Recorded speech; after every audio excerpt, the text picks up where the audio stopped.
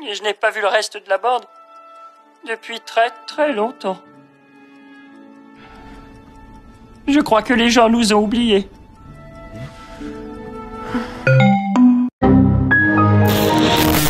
Bonjour Thomas. On va jouer à un jeu. Jusqu'à maintenant, vous avez passé votre temps à procrastiner, mettant la réalisation d'épisodes qui avaient fut un temps su satisfaire des milliers d'internautes. Vous étiez très doué pour cela, avant d'abandonner. Aujourd'hui, votre chaîne ressemble plus à un cadavre qu'à un compte TikTok bien vivant.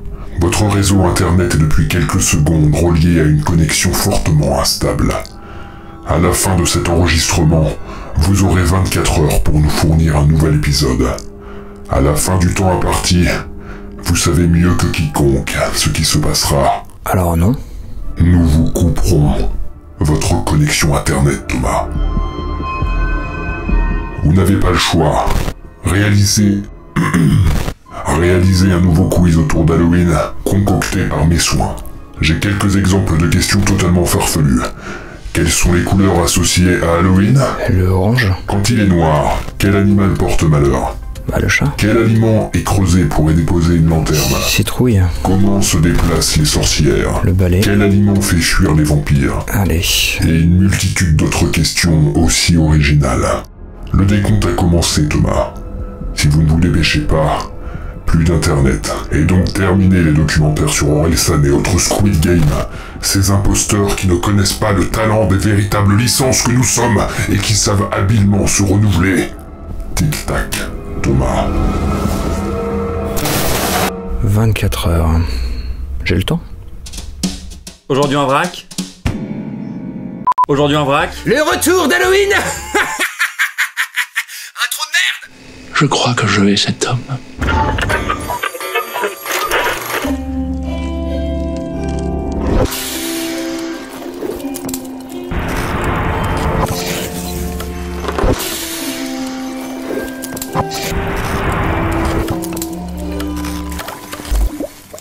Comme vous l'avez remarqué en introduction, on a été un peu obligé de refaire un quiz Halloween parce que on nous l'a demandé beaucoup. Et en plus de ça, ce sont les vidéos qui font le plus de vues. C'était la mode à l'époque. Donc c'est complètement intéressé. C'est pas vrai. Les top 10 des records du monde étaient celui qui a fait le plus de vues. La vidéo qui fait le plus de vues, c'est celle où je me fais casser la gueule. Et on en a rien à foutre. Le quiz en question qui nous a été envoyé par le monsieur qu'on voit en début de vidéo était un peu nul. Donc c'est monsieur Esclave qui est en direct avec nous qui nous a préparé un quiz, n'est-ce pas? Ouais, mais j'assume pas vraiment. Un quiz Halloween, qu'est-ce que ça va parler? De meurtre, de crime, De sang. de sang. Le sang de la veine, bien sûr. C'est le sang de la veine, en fait. Tu vois, c'est limite, c'est mon modèle dans la vie, ce gars. Est-ce que vous pouvez nous en dire un peu plus sur ce quiz, s'il vous plaît? Aujourd'hui, je vais vous présenter plusieurs tueurs en série, très brièvement, et vous allez devoir deviner leur mode opératoire. Excellent. C'est une très mauvaise idée. Et on est tous les deux des fans de la série Mindhunter. Du coup, je pense qu'on se croit tous les deux très bons. Notamment le monsieur qui a fait avec la tête de sa maman. J'imagine que vous êtes pareil. Allez, c'est parti, on est prêt. De 1939 à 1940, Leonarda Cianciulli, une italienne originaire de Montella, a tué 3 femmes. Quel était son mode opératoire? Petit A, elle attachait ses victimes et les gavait jusqu'à ce que mort s'en suive. Petit B, elle faisait du savon et des gâteaux avec leurs cadavres. Petit C, elle remplaçait les têtes de ses victimes par celles des chats errants du quartier. Ou petit D, elle ne s'en prenait qu'aux femmes qui tournaient autour de son mari. Alors, il y en a 3. Je vais dire cool, mais c'est un peu... Mais il y en a un qui est très terre à terre. J'ai juste une petite question. Est-ce que les 3 propositions qui ne sont pas la réponse ont été inventées? Ah, elles ont été carrément inventées, ouais. Ah, quelle imagination. Tout ce qu'il vous faut, c'est un peu d'imagination.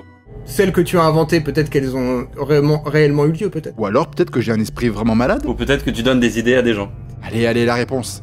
Pour moi, la 4e, elle est pas du tout dans le même ton que les 3 autres. Les autres, on explique un mode opératoire de mort, et dans l'autre, on dit juste qui est le cible. Tu sais que tes explications, je n'en ai rien à foutre. Une pincée de sel. Il y a un truc qui me vend du rêve et je vais dire que c'est ça. Casser ma craie. Casser la craie. La réponse C. La réponse A. Eh bien, vous avez tous les deux faux, c'était la B. Savon. Elle faisait du savon Et c'était en quelle année? Entre 35 et 40, t'as pas écouté la question. Non, si, t'as raison. Bah, je me suis dit, peut-être sinon ça aurait pu être inspiré par Fight Club. Ou ça a inspiré Fight Club. Alors la meilleure graisse pour faire du savon vient des humains. La graisse la plus riche et la plus onctueuse du monde. Leonarda Cianciulli, dit la saponificatrice, a transformé le corps de ses victimes en savon et gâteau. Elle s'est lancée dans la pratique de sacrifice humain pour protéger son fils aîné, incorporé depuis peu à l'armée italienne. Elle déclara pour sa dernière victime, dans ses mémoires, « Sa chair était grasse et blanche. Quand elle a fondu, j'ai ajouté une bouteille d'eau de Cologne, et après une longue période d'ébullition, j'ai pu en faire un savon crémeux très acceptable. J'en ai donné à des voisins et à des connaissances. » Et ils l'ont mangé. Elle faisait des gâteaux aussi, donc je suppose. Mais en quoi ça a protégé son fils qui était à l'armée? Il était sale? Sacrifice humain. Ah d'accord, ok, truc vaudou un peu... vaudou italien. Excellente histoire, très inspirante. Vous avez une tête à avoir des drôles d'idées. Rodney Alcala est un tueur texan âgé actuellement de 77 ans. Il a été jugé coupable pour le meurtre de 5 personnes en Californie et de 2 à New York. Quel était son mode opératoire? A. Il étranglait ses victimes pour qu'elles perdent connaissance, puis répétait l'opération et les violait. Petit B. Il les accrochait par les tendons à l'aide de crochets dans une chambre froide, puis les violait. C'est pas drôle, toi. Petit C. Il terrorisait ses futures victimes en disposant plusieurs têtes de perruches autour de la maison, puis les violait. Et enfin petit D, il leur brisait la colonne vertébrale pour les ranger dans les tiroirs. Mais avant, il les violait. Oh, je suis tellement gêné que ça me fasse rire alors que c'est... Il y a un des trucs qui est arrivé, quoi. Il y a longtemps quand même. Ça ne serait arrivé que 7 fois, c'est ça? C'était dans les années 70. Fameuses années. Tout était possible. Dans les tiroirs, il met quoi? Il brisait la colonne de ses victimes, il les pliait et il les rangeait. Et attends, la troisième, pourquoi il y a des perruches dans l'histoire? C'est ça que j'ai pas compris. Bah c'était juste son style. Non mais des perruches, l'animal. Ah oui. Est-ce que tu connais un autre type de perruche? Bah qu'on met sur la tête. Allez. Je vais rester sur ma proposition C de tout à l'heure, même si j'ai pas très bien compris le principe. J'ai pensé la même chose, je mets le A, au bout d'un moment ça va passer. Et Cyril avait raison, c'était bien la A. Ah là là. Mais c'était un peu décevant là, c'était la moins... Je pourrais connaître le nom de ce con. Alors Rodney Alcala n'est pas uniquement connu pour cette raison. Ce dernier est apparu à la télévision en 1978 dans The Dating Game, le but du jeu étant qu'une célibataire choisisse parmi 3 prétendants. Et devinez, Rodney Alcala l'emporta. Fort heureusement, elle ne souhaita pas le rencontrer en dehors du plateau du jeu. Ah, j'ai déjà entendu. Alcala compte aujourd'hui un nombre de victimes situé entre 8 et 130. Une sacrée fourchette. Ah oui, donc ouais. Ah oui. Est-ce que la réponse vous satisfait? Ouais, beaucoup, ouais. En fait, j'ose même pas faire de vannes. J'ai des vannes, mais je fais... Non, pas le droit. Le monde est triste. C'était avant, maintenant, il n'y a plus des gens comme ça. J'en ai assez de vos sarcasmes.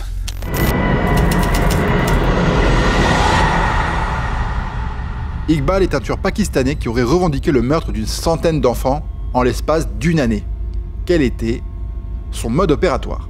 A. Victime de TOC, il prenait le soin de porter 138 coups de couteau dans le dos de ses victimes.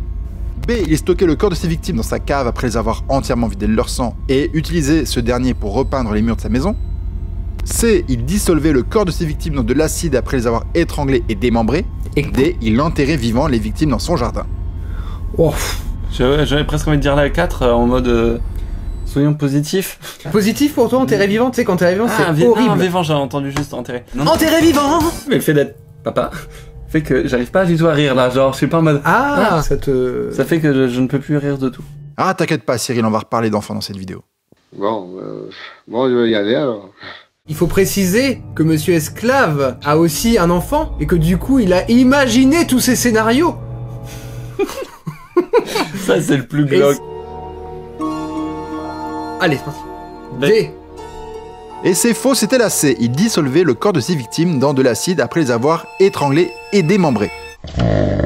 En 1999, Iqbal envoyait une lettre à la police et à l'éditeur d'un journal dans laquelle il admettait avoir tué 100 garçons âgés de 6 à 16 ans. Tous des fugueurs ou des orphelins vivant dans les rues. Iqbal se suicida en prison. Dégueu. Mais on pourra mettre un petit extrait Breaking Bad avec le... Est-ce qu'il faut vraiment mettre un extrait de Breaking Bad là-dedans? Parce que Bah c'est... Du coup, ça veut dire qu'on imaginerait... C'est une très mauvaise idée.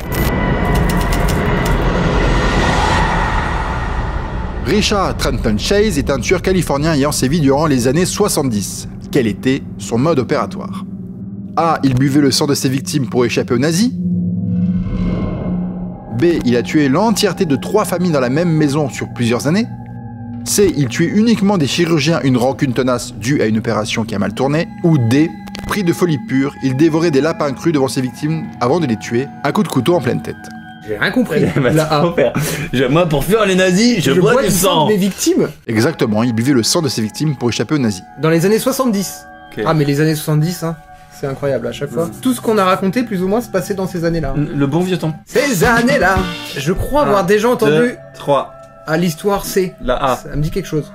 Et c'était la réponse A, point pour Cyril. Dingue. La gestuelle de Monsieur Esclave est assez claire. Genre, si, et je me suis dit... Si, c'est possible. Si, c'est possible. Et je me suis dit que c'était tellement con qu'il l'aurait pas inventé. Malin comme un sage. À l'âge de 25 ans, Chase avait été placé dans un institut psychiatrique parce qu'il s'injectait du sang de lapin dans les veines. Une fois relâché, sa mère décida d'arrêter le traitement car elle avait brillamment jugé qu'il n'en avait plus besoin. 1 an plus tard, Chase tua sa première victime, persuadé qu'il était empoisonné par des nazis, des aliens ou le FBI, et buvait le sang de ses victimes pour se guérir. Après, il entrait dans les maisons qui n'étaient pas fermées à clé. Fermées chez vous? D'accord, merci du conseil. Je veux pas vous déranger plus longtemps. Le problème psychiatrique du jeune homme provient quand même de sa maman. C'est ça qui lui injectait. C'est sa maman qui lui injectait du sang de lapin? C'est lui qui le faisait tout seul.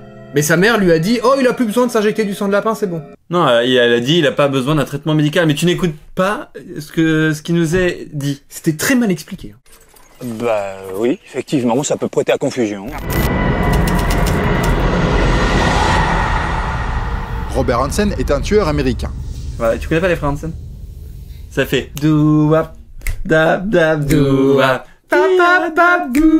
Il a sévi entre 1971 et 1983 en Alaska. Quel était son mode opératoire? Les années 70! A. Il plongeait ses victimes dans l'eau glacée et les entreposait dans une cabane une fois congelées. B. Il chassait ses victimes en forêt. C. Il faisait s'entretuer ses victimes, ce qui inspira James Wan pour le film Saw. Ou D. Il torturait ses victimes en les saignant petit à petit parce que, je cite, « Les gens m'ennuyaient, les voir me supplier était la meilleure distraction du monde. » C'était bien le doo-wap au début, ça a détendu un peu. Doo-wap, dab-dab, doo-wap. Au petit déjeuner. C'est marrant qu'il y ait autant de précision, genre, qui a inspiré le film Saw et parce que je cite. Ça, c'est un peu perturbant. Ouais, moi ça m'a perturbé aussi. Il ment, c'est évident. Je vais avoir 0 points à ce quiz, c'est terrible. Je gagne 2-0 là. C'est du hasard total? Non. C'était un micro, hein, faut pas avoir peur. Aïe, c'est terrible. C'est pas des craies de bonne qualité. Cassez la craie. D. C. Et vous avez tous les deux faux, c'était la B. Il chassait ses victimes en forêt. Putain, c'était ça que je voulais mettre. J'ai cru qu'il avait mis C, j'avoue, j'ai un peu fouiné. T'as voulu tricher? Bah j'ai pas voulu tricher, je me suis juste dit, j'ai 2 points d'avance. Au pire, si on a la même réponse, il y aura encore 2 points d'avance au tour d'après. Pardon. Regardez-moi ce connard. Robert Hansen est connu pour enlever, torturer, violer et tuer ses victimes. Il les laissait s'échapper pour ensuite les chasser en forêt. C'est avec l'aide de Cindy Paulson, une victime qui s'est échappée, que la police a pu coincer Hansen. Ce dernier, connu pour avoir tué au moins 17 personnes, est mort en prison en 2014, alors âgé de 75 ans tout de même. Hansen reste présent dans la culture populaire car plusieurs séries lui ont consacré un épisode. Comme? Je sais pas. Bon bah tant pis. Herman Webster Mudgett est un tueur en série américain ayant à son actif entre 27 et possiblement 200 victimes. Quel était son mode opératoire? Est-ce que c'est un comptage par les manifestants et un comptage par les forces de l'ordre ou pas? Parce que... Vanne politique, excellent. C'est validé. Mais t'es ouf toi, mais non. Attends, t'es totalement crypto-fasciste, hein. C'est clair. A. Il entreposait les corps de ses victimes dans les murs de son hôtel. B. Il utilisait les os de ses victimes pour donner du goût à ses bouillons de cuisine. C. Il mangeait systématiquement le cerveau de son ancienne victime devant sa prochaine victime. D. Il vendait les squelettes de ses victimes à des écoles médicales. J'ai pas écouté A et B. Vraiment, mon cerveau s'est éteint. Ça fait... Il entreposait les corps de ses victimes dans les murs de son hôtel. Et il utilisait les os de ses victimes pour donner du goût à ses bouillons de cuisine. D'accord. Je comprends la B. Parce que c'est vrai que ça donne un petit goût. Mais la A, ça doit schmouter vite, hein. Donc pas très crédible. En même temps, c'est peut-être parce que ça schmoutait qu'il s'est fait choper. Il donne des détails, ça veut dire que cette histoire est vraie. Ça veut dire que cette histoire est fausse. Il me semble que c'est la C qui était la plus belle. C'est la A. Et vous avez tous les deux faux, c'était la D. Il vendait les squelettes de ses victimes à des écoles médicales. est-ce que tu t'es inspiré d'autres choses pour faire les autres réponses? Alors, pour la réponse B, où il s'agit de faire la cuisine, oui, j'étais en train de faire à manger et chercher une recette pour faire du bouillon de ramen. Ça ne m'intéressait pas. Mais je pensais notamment à la A. Et pour la A, ouais, mais je peux pas trop vous dire sans spoiler un manga. Ah, Edgar Allan Poe, bien sûr. Moi, c'est parce qu'il y a American Horror Story qui fait ça. Ils sont dans un hôtel et les corps sont enterrés dans les murs et du coup... En mur, et on dit du coup. Petite précision meurtrière. Bref, voilà. Donc, mais c'est vrai que American Horror Story s'inspire pas seulement de faits réels, mais aussi d'autres fictions. Mais parfois, la fiction inspire la réalité qui elle-même rattrape la fiction qui ensuite fait un film pour rattraper la réalité. Comme dans Scream. Non, exactement. Qui a engendré des vrais meurtres derrière s'inspirant de Scream, mais dans Scream 2, il y a le film Scream qui existe. Tu comprends maintenant? Il y a quelque chose à comprendre. Herman Webster Mudgett est connu sous le nom de H.H. Holmes et est considéré comme le tout premier tueur en série américain car il a sévi dans les années... Les années 70. 1870. Merde. Il était le propriétaire d'un hôtel dans lequel il tuait ses victimes. Il choisissait ses victimes parmi ses employés ou des touristes. Le corps de ses victimes, et je le dis trop souvent victimes, était soit directement jeté par une chute secrète dans le sous-sol de son hôtel, soit méticuleusement disséqué, puis transformé en modèle pour ensuite être vendu à des écoles de médecine. C'est plutôt intelligent, ça fait un peu crime parfait, comme ça t'as pas de... On peut dire que t'as pas le corps, tu l'as vendu. En plus le gars est malin. Il se fait de la thune. En revanche, avant de vendre les os, il faut se débarrasser de ce qu'il y a autour quand même. Parce qu'il y a beau... Même si les gens avaient... dégueulasse. Bah... Oui, c'est bon, on a compris toi en fait. Eh bien justement Thomas, il vendait aussi les corps avec les organes dessus, vu que c'était pour le corps médical. Ah, et ils se posaient pas la question. Ils font, bah merci. Mais vous les avez où vos cadavres, monsieur? Tombé du camion. Parce que tout ça, c'est magouille et compagnie, c'est politico, je ne sais pas tout quoi, mais tu vois, c'est des histoires de fric. C'est le business. Albert Fish est un tueur américain condamné et exécuté à la chaise électrique en 1936. Est-ce que j'ai le droit de dire que son nom de famille, c'est un poisson? Ça veut dire poisson tout court, c'est poisson. Albert Poisson. A. Il obligeait ses victimes à manger des rats rôtis. B. Il mangeait les enfants et écrivait aux parents ensuite quand ils ne mangeaient pas de la viande crue pendant la pleine lune. Quoi? Cette phrase est étrange. Cette phrase est vraiment étrange. C. Il collectionnait les yeux de ses victimes et les rangeait dans des sacs de billes, référence à son enfance très très pauvre. D. Il s'est lancé dans une croisade en noyant toutes les personnes qui se sont moquées de son nom de famille. Son nom de famille, c'est un poisson. Vengeance! Rien que pour le plaisir, pour imaginer notre mort potentielle. D. B. Et Cyril a raison, c'était la B. Putain! Ça n'avait pas de sens, il aurait jamais écrit ça. Jamais il aurait écrit ça. C'est évident. Et tout à l'heure, il a dit qu'on entendrait encore parler des enfants. Oui, c'est vrai. Génie. Il est pas con ce chien. En effet, ce dernier s'en prenait à des enfants. Il a éveillé les soupçons autour de lui quand il encourageait les enfants à lui donner des violentes fessées et en mangeant de la viande crue devant la pleine lune. Il commença sa folie meurtrière en mutilant le pénis de son amant. Il finira par kidnapper, torturer et manger des enfants. Ouais. Il écrira même aux parents de ses victimes pour leur expliquer sa manière de déguster leur progéniture. Et je cite, « Je me suis régalé en mangeant le postérieur de votre fils, cuit au four. » J'ai dégusté son foie avec des fèves au beurre et un excellent Chianti.